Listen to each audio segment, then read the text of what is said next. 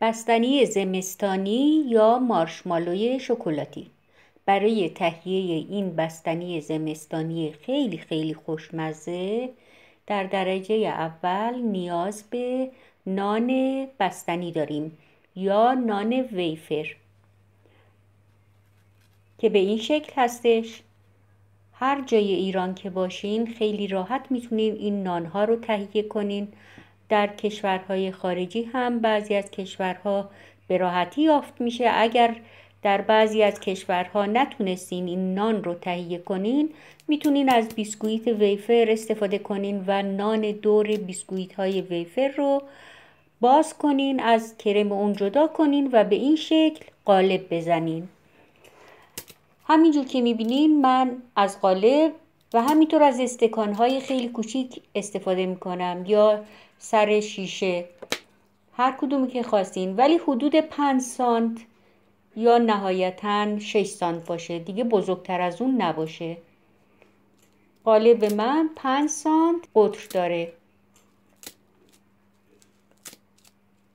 یه تعدادی از نان بستنی قالب میزنم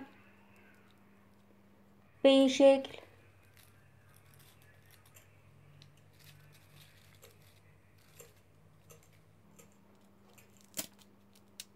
تمام لوازم قنادی ها در ایران دارن و خیلی هم ارزانه.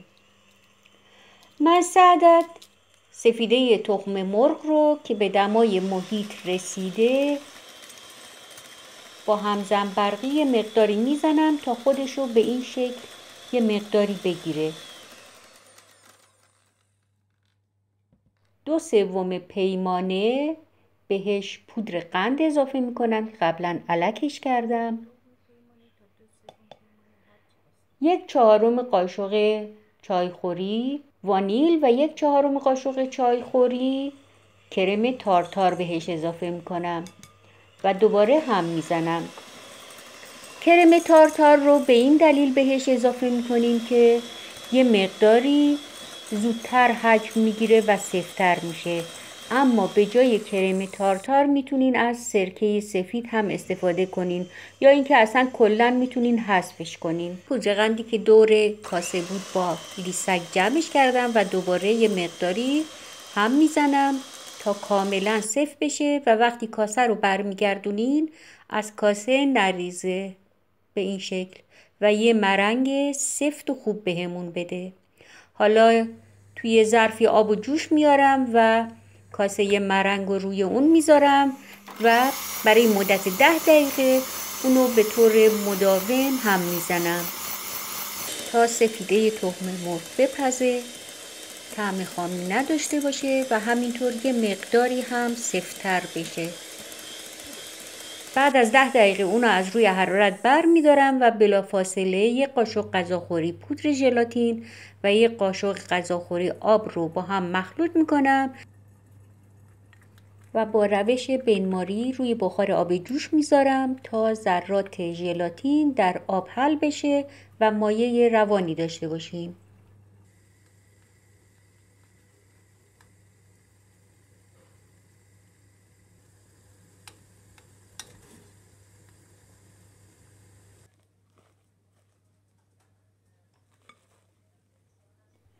و بعد بلافاصله ژلاتین رو توی مرنگ یا همون سفیده تخم مرغ میریزم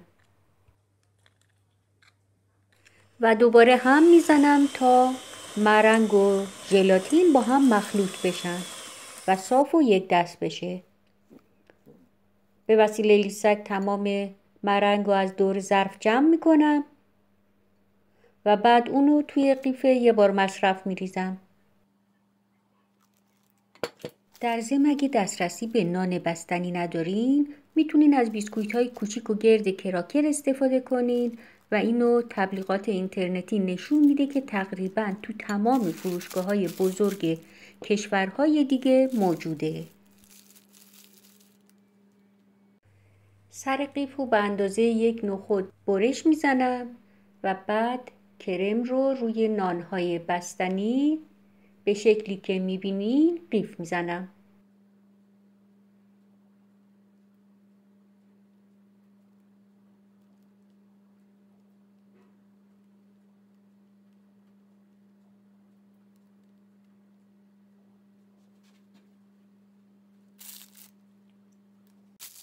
و بعد اونها رو برای مدت دست کم 2 ساعت داخل یخچال میذارم. الان حدود 2 ساعت گذشته. 200 گرم شکلات رو به روش بنماری بخار آب جوش میذارم تا شکلات ذوب بشه.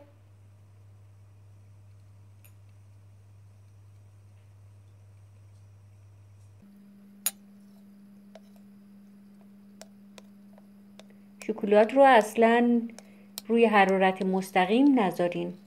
بعد از اینکه یه مدتی گذشت کاملا شکلاتمون ذوب شده، 2 قاشق غذاخوری روغن مایع بهش اضافه میکنم.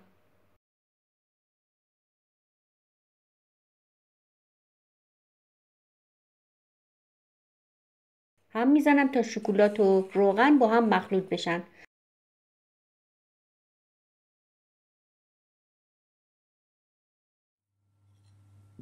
بعد شکلات رو توی قیف میریزم.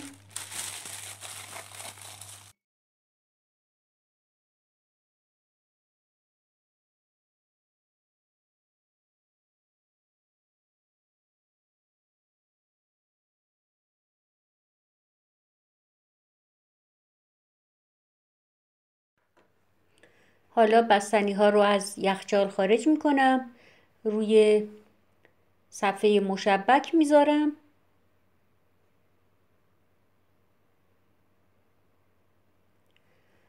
و بعد شکلات ذوب شده‌مون رو روی بستنی ها میریزم.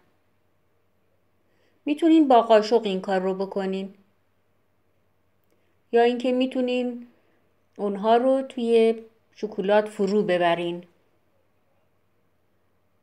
اما به این شکل خیلی راحته.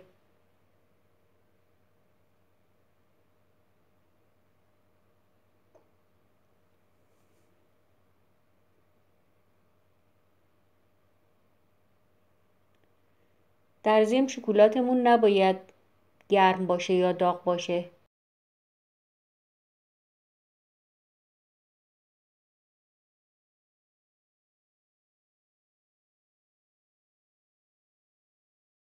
وقتی تمام بستنی ها شکلاتی شد، اونا رو برای مدت 20 دقیقه تا نیم ساعت دوباره داخل یخچال میذارم.